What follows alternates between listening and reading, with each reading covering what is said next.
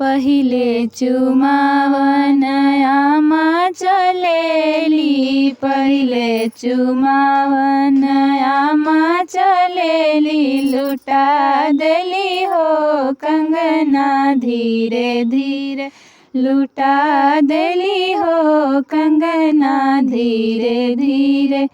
दूसरे चुमावन भाभी चलेली, दूसरे चुमावन भाभी चलेली, लुटा देली हो टिकवा धीरे धीरे, लुटा देली हो टिकवा धीरे धीरे। तीसरे चुमावन दीदी चलेली, तीसरे चुमावन दीदी चलेली, लुटा देली हो हरवा धीरे धीरे, लुटा देली हो झुमका धीरे धीरे।